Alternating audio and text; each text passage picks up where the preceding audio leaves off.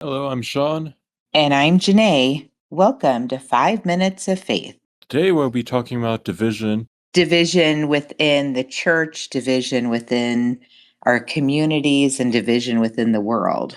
Division can be a very bad thing, like what you see with the media. The media will use all kinds of techniques to divide people because that's where they make their money. The more they can divide people, the more conflict they can cause, the more viewership they get, and the more it tears people apart. Social media is like that, news media is like that. And it's a way that division can be extremely destructive. And we even see some of the division within our own churches. Maybe the elders don't get along. Maybe the pastor isn't agreeing with the associate pastor. We see so many cases where there's infighting within the churches, and that ultimately destroys the church.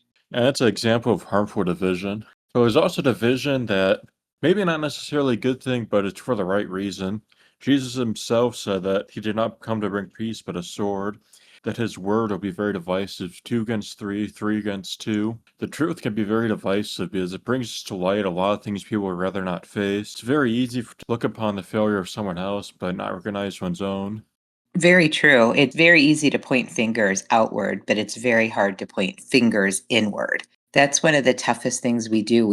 We're so easy to criticize others, but we really have a hard time looking at ourselves and digging deep within ourselves. And that's where a lot of that division comes from. We're just not willing to yield. We're not willing to admit mistakes. And we also sometimes aren't willing to stand up for what is right. And that causes division within ourselves as well as others.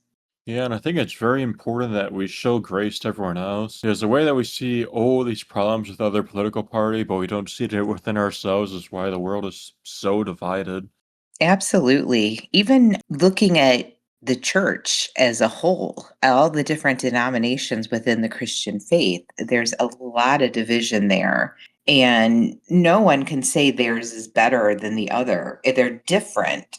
There are definitely churches that are leading people astray and not taking them down the right path. And that should be called out. Jesus very clearly tells us you must call it out. It doesn't mean you don't love them, but it does mean you have to call out things that are wrong.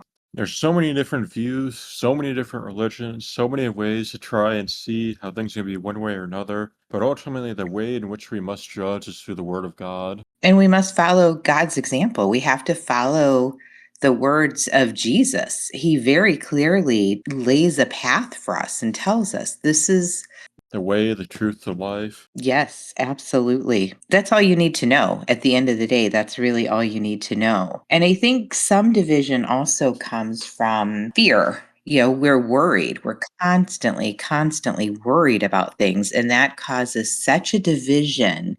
And very clearly, in just a great example of that would be in Matthew 6, verses 25 to 34, where three times in those verses, Jesus says very clearly, don't worry. That's the line through do not worry. And why shouldn't we worry? Because Christ is there. He's leading us, He's walking with us, He's guiding us. And as long as we're following that path, we're not going to have division within ourselves, and we can fight through the division of others. Most hatred really comes from fear. It's not very often that's really offense that drives anger. It's usually fear. So fear drives anger and anger drives division. But it usually always starts with some kind of fear. It's the fear of unknowing. And a way to really tamp down that fear is to just lean into your faith. If you are truly faithful and you lean into your faith, that fear dissipates very quickly. And your eyes are opened and you can see things that's like you were missing before because your fear was absolutely clouding that. That's a great way to just end division. Lean into your faith, release that fear. Yep, let go of fear and embrace love. Yeah, I think so too. Any last words, Sean? I think that would sum it up pretty well. All right, excellent. Well, thank you for listening to us.